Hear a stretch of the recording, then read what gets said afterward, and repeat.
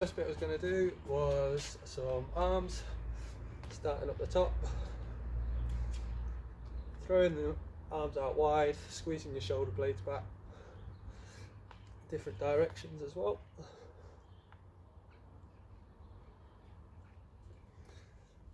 And then some rotations. It's been a long afternoon sat down. You can add some knee lifts into that as well.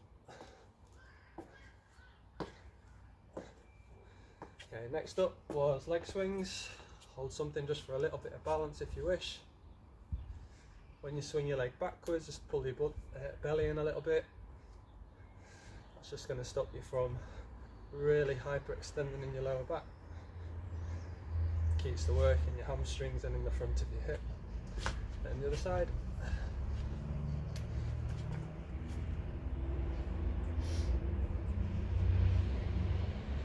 You don't need any balance support, it's quite a good waking for your ankles and your feet as well. And then side to side ones. Again, keeping everything pointing forwards.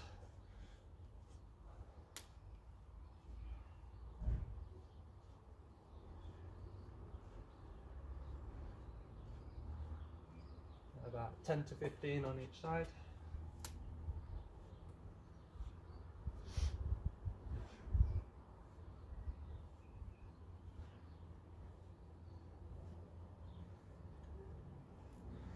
Then I'm going to go into some hamstring and lower back work. So first of all, I'm just going to reach down, bend at the hips a little bit, let everything drop down.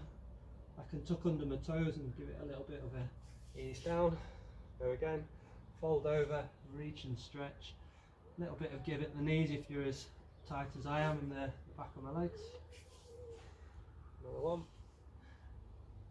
Now this position is sometimes frowned upon a little bit, but because there's no extra weight across my shoulders, it's not an unsafe position to get into if you just take a little bit of care with it.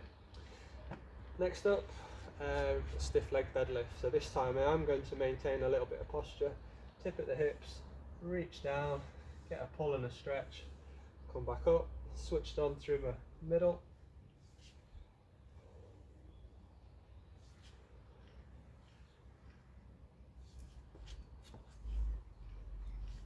One more. And then a single leg version. So again, you can grab a little bit of balance support if you need to. And we're trying to get mobile, we're not necessarily spending loads of time trying to improve our balance. But if you feel okay, you can give it a try. Again, there's a little bit of a bend in the standing leg, but it's not locked out straight, but it is fixed, encouraging you to move from your hip. Again, lifting the leg up behind you. I'm not arching my head to look upwards, I'm taking my gaze down with me.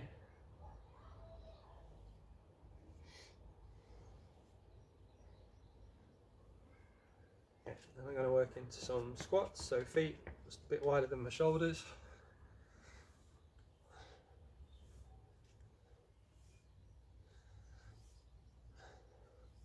And keeping the heels down, open up the hips, and drop down, hands together, elbows inside the knees, just gently pushing outwards. And then you can have a wriggle around there. It's okay for one heel to come up as your weight's on the other one. It just opens up the inner thighs a little bit. From the side, that just looks a little bit like that.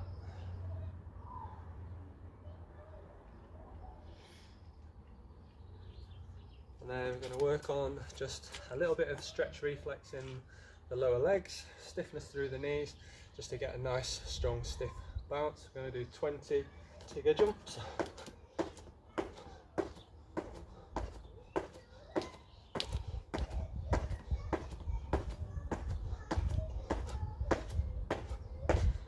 Yeah. Next up, just a few reverse lunges.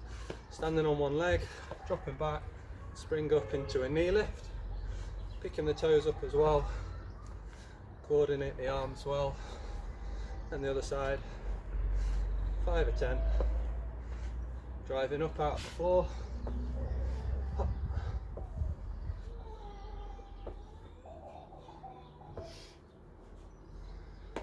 Then we're going to work on soleus. I'm prone to getting a little bit tight down the bottom. So small step forward, we're going to work the back leg predominantly down the bottom part of the leg. I'm going to ease this knee forward, stand back up, push in, trying to keep this heel down, trying to get the stretch low down into the leg.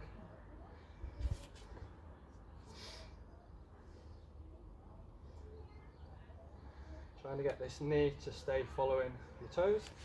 I'll change legs. Keep the heel down, ease forwards. Again, knee alignment. Now there is an option to do a similar exercise up against the wall where the front leg is the focus and we're trying to get the knee forwards, again keeping that heel down. This one, just quite like this option when you haven't got anything to hold on to. And then pumping through the calves there, something with a bit of balance, some heel marches.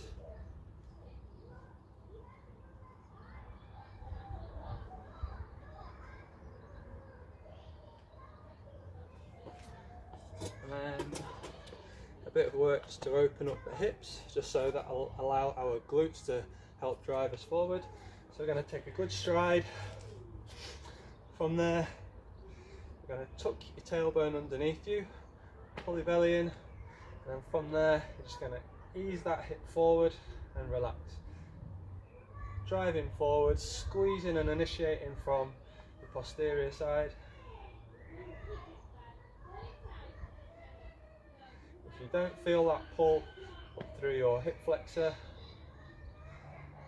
then you're probably just extending and losing that tension and driving your tummy forward rather than your hip. To the other side, again, tuck underneath, brace, ease forward.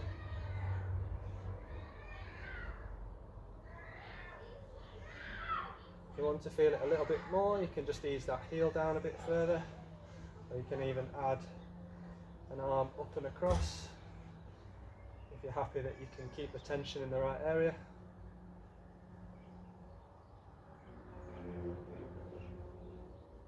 And then last little bit on one leg, going to tap forward, tap out to the side, tap back, forward, out to the side, back.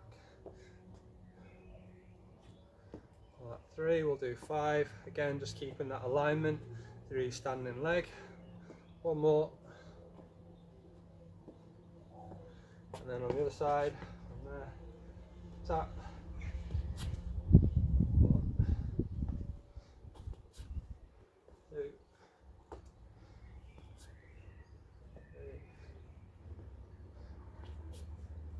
4, last one. There we go.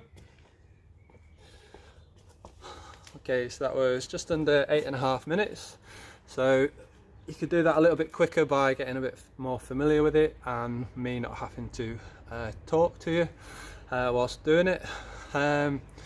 If you're particularly susceptible to certain areas, so your lower legs are always tight when you get going on a morning, then spend a bit more time on the lower body area, add another 5 or 10 repetitions or do a couple of sets of it. Otherwise, if it's around your hips, then throw a few more squats in, or the deadlift routines, or the single leg deadlifts and stuff like that. When you get to go out on your run, still just take it easy as you get going, allow your body to warm up, get a feel for how your body feels, listen to what it's telling you, and then progress into your run from there. So hopefully that was helpful, and yeah, enjoy your warm-ups.